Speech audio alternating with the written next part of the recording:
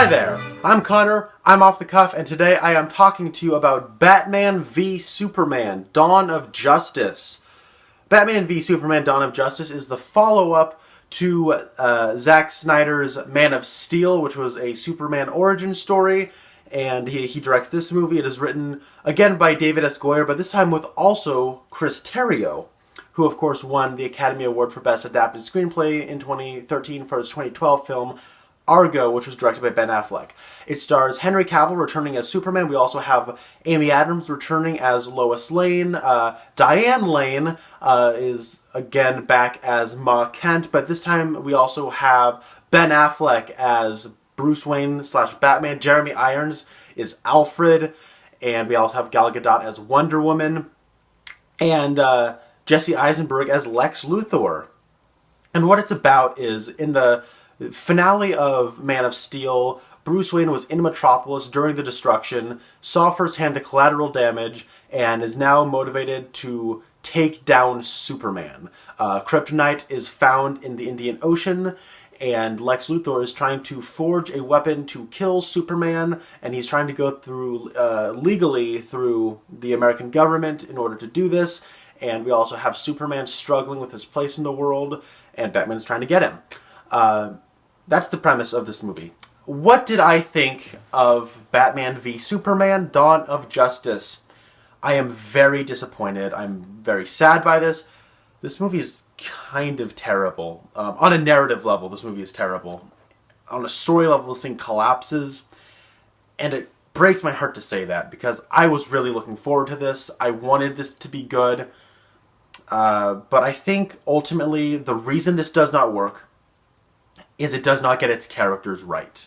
I want to start off by saying the good things about this movie. I think Ben Affleck gives a great performance as Bruce Wayne / Batman. I think he's a great great Batman, and an even better Bruce Wayne. So much of this movie, especially in the first half to 2/3, is just Bruce Wayne doing some detective, some sleuthing, and it really worked. We didn't see a whole lot of that from Christian Bale's Batman, and I think for those movies that was fine. But it's really nice to see that here. He really embraces the suave playboy Bruce Wayne, and as Batman, he's also really good. He brings, the physical, dominant and aggressive, angry personality of Batman, and he did a great job. Jeremy Irons as Alfred is great, and their banter is awesome. This Alfred might actually be my favorite Alfred. I mean, it's only one movie, but he was great, and I wish he was in the movie a little bit more, actually. The dialogue with them had some pop, it had some sizzle, and some of the stuff, there's some dialogue scenes with Bruce Wayne and other characters that I think Ben Affleck actually wrote, and they really work. The dialogue has a really nice sound to it. And I also liked some of the action scenes. Some of the action scenes I did not like. But there's one action scene in particular, and you see it in the last trailer with Batfleck taking on, 24 thugs, I think they say. And it really worked. It's almost like a live-action version of an Arkham video game. And it really worked for me.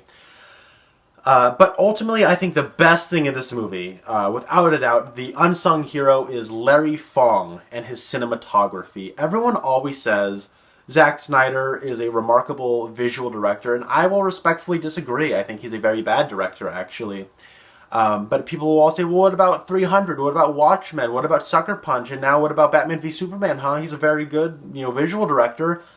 Well, all of these movies have the same cinematographer, Larry Fong. He is one of the best cinematographers in the business. He knows how to layer light so well. He has a very distinct visual style, and he gets framing like rarely anyone else working in the industry right now. He is one of the best cinematographers. There are so many images. Almost every frame of this movie looks incredible. It looks immaculate.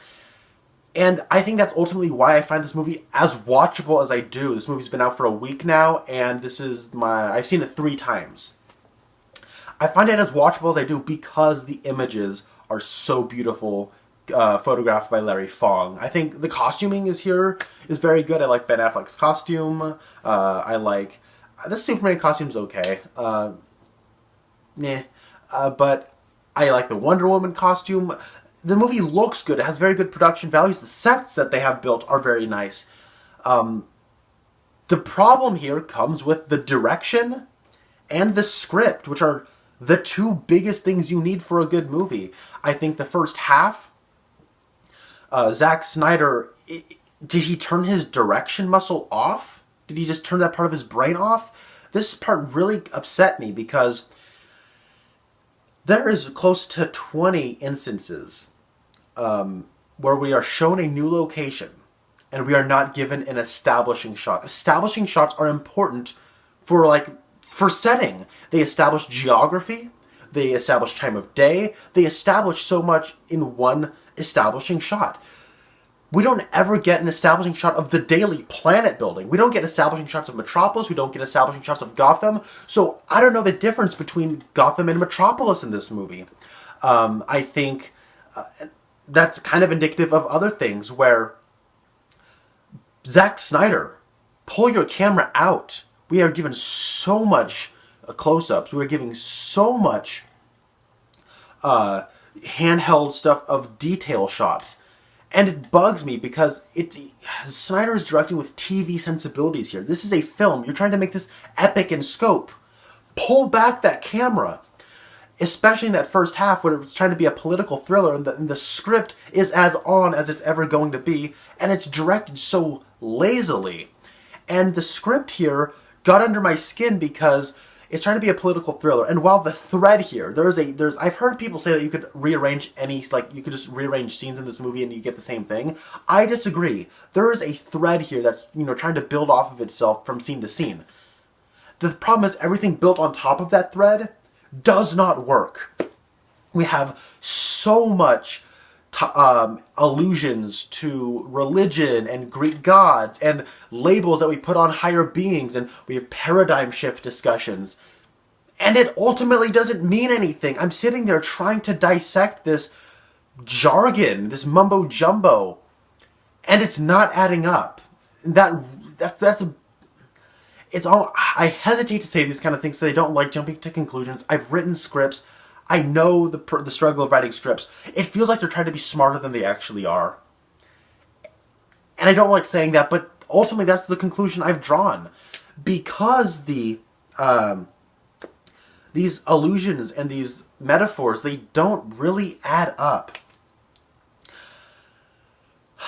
But this movie does not get its characters, and that is ultimately why the first half doesn't work, and why the second half, I'll get to that second half. I'm not going to talk about spoilers. If you want to know my spoiler thoughts, I did a video with Comics Kid 2099, links in the description. But it does not get its characters. This movie does not get its characters. Superman is borderline psychopathic, murderous, selfish, ignorant, and he does not have a character arc in this movie. That is my big thing. I hated the way this movie treated Superman. Because he doesn't have a character, let alone a character arc. And then we have Batman. I loved Ben Affleck's performance. I want to see Ben Affleck as Batman again. But his performance, but this character was written so poorly. He murders people. He's a fascist. He is self-absorbed. He's morally reprehensible. Both Superman and Batman are morally reprehensible. They don't care about their actions. And they're both fascists.